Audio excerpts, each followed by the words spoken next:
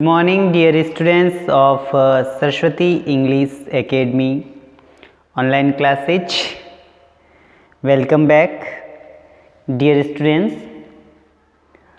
बच्चों, हम आपको समझा रहे हैं सर्वनाम। हमने आपको सर्वनाम की परिभाषा बताई। वे शब्द जो संज्ञा के स्थान पे प्रयोग में आते हैं उन्हें सर्वनाम कहा जाता है। सर्वनाम के प्रकार बताए, सर्वनाम के कितने प्रकार होते हैं, और इस प्रकार से आज हम आपको बताएंगे प्रश्नवाचक सर्वनाम। बच्चों, प्रश्नवाचक सर्वनाम क्या होता है? तो जो सर्वनाम शब्द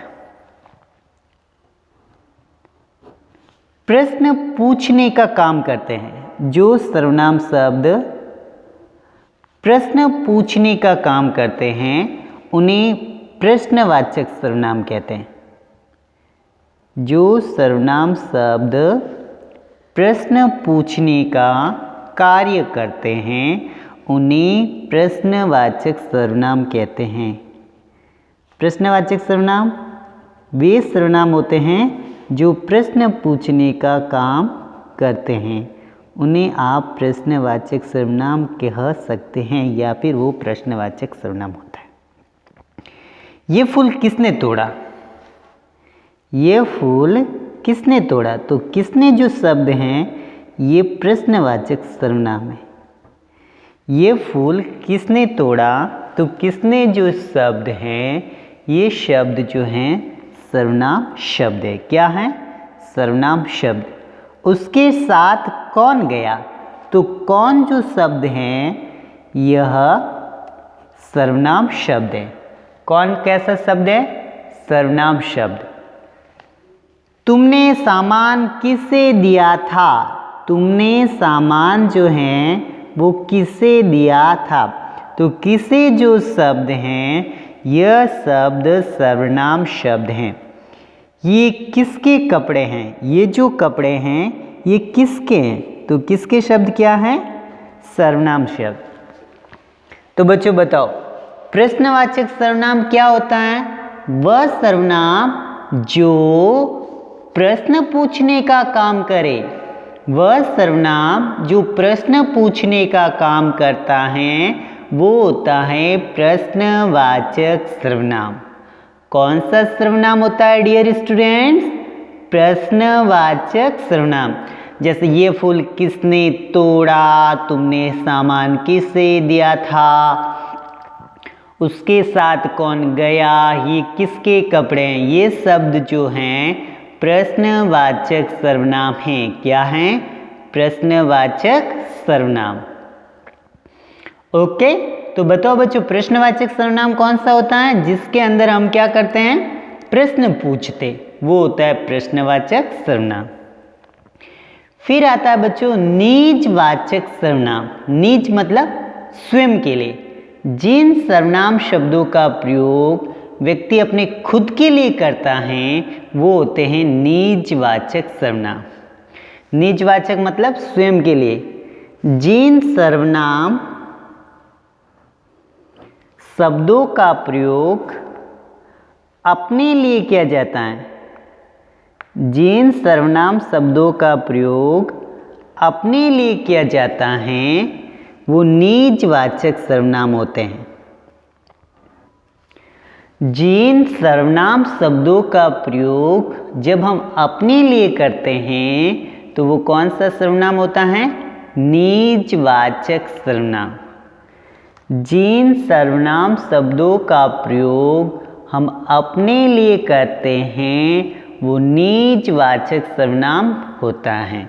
निजवाचक सर्वनाम वह सर्वनाम, वे सर्वनाम शब्द जिनका प्रयोग हम अपने लिए करते हैं वो होते हैं निजवाचक सर्वनाम। जैसे कुत्ता अपने आप लौट आया, तो अपने आप निजवाचक। मैंने स्वयं उसे जाने को कहा। स्वयं, स्वयं के लिए जो शब्द आता है वो निज होता है। तुम स्वतः वहाँ जा सकते हो, तो स्वतः शब्द क्या है?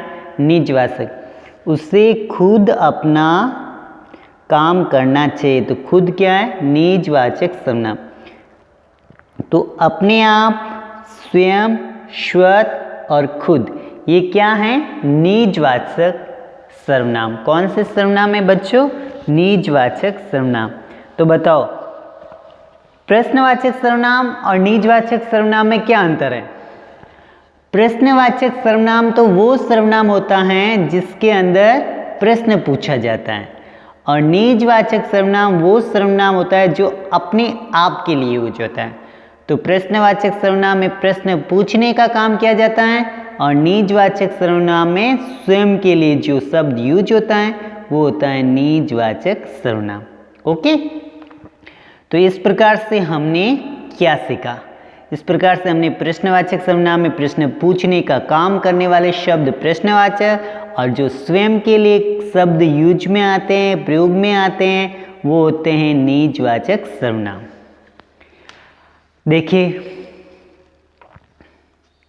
देखो बच्चों, उससे खुद अपना काम करना चाहिए और तुम स्वतः वहां जा सकते हो। ये 2 लाइन आपको सुलेख की कॉपी में करनी है, पूरा आपको सुलेख वह करना है। एक पेज पहले ये लाइन लिखनी है, फिर इसका पूरा पेज करना है। तो राइटिंग आपकी बिल्कुल अच्छी होनी चाहिए, नीट एंड क्लीन। जो शब्द संज्ञा के स्थान पे, जो शब्द किसके स्थान पे? संज्ञा के स्थान पे, जो शब्द संज्ञा के स्थान पर प्रयोग में लिए जाते हैं, जो शब्द संज्ञा के स्थान पे प्रयोग में लिए जाते हैं या किए जाते हैं, उन्हें सर्वनाम कहते हैं। जो शब्द संज्ञा के स्थान पे प्रयोग में लाए जाते हैं, उन्हें सर्वनाम कहते हैं। क्या कहते हैं? सर्वनाम। और सर्वनाम के भेद, सर्वनाम के भेद 6 होते हैं। पुरुषवाचक सर्वनाम, फिर निश्चयवाचक सर्वनाम, फिर अनिश्चयवाचक सर्वनाम, फिर संबंधवाचक सर्वनाम, फिर प्रश्नवाचक सर्वनाम और निजवाचक सर्वनाम। तो बताओ बच्चों, सर्वनाम के कितने भेद होते हैं? 6। कितने होते हैं? 6। पुरुषवाचक, निश्चयवाचक, अनिश्चयवाचक, संबंधवाचक, प्रश्नवाचक और निजवाचक। लिखिए, राइटिंग बिल्कुल आपकी नीट एंड क्लीन होनी चाहिए। ओके, पुरुषवाचक सर्वनाम में पुरुष शब्द, वह पुरुषवाचक सर्वनाम वो सर्वनाम होता है जिसके अंदर व्यक्ति के बारे में, किसी पुरुष के बारे में चर्चा की जाती है। तो पुरुषवाचक सर्वनाम में कौन कौन से पुरुष होते हैं? 3। उत्तम पुरुष, मध्यम पुरुष और अन्य पुरुष। उत्तम पुरुष जिन शब्दों का प्रयोग व्यक्ति स्वयं के लिए करता है वो उत्तम पुरुष, मध्यम पुरुष जो सुनने का कार्य करे वो मध्यम पुरुष, और अन्य जिसके बारे में कहा जाता है वो अन्य। निश्चयवाचक सर्वनाम जो निश्चित तौर पे किसी व्यक्ति या वस्तु के बारे में बताने का काम करते हैं वो निश्चयवाचक। अनिश्चय जो निश्चित नहीं होते वो अनिश्चयवाचक। संबंध, जब जिन शब्दों के बीच में संबंध बताने का काम जो शब्द करते हैं वो होते हैं संबंधवाचक। प्रश्नवाचक, जिन सर्वनाम शब्दों का प्रयोग प्रश्न पूछने के लिए करते हैं वो होते हैं प्रश्नवाचक। और निजवाचक, जिन सर्वनाम शब्दों का प्रयोग स्वयं के लिए किया जाता है वो होता है निजवाचक। निज यानी स्वयं के लिए।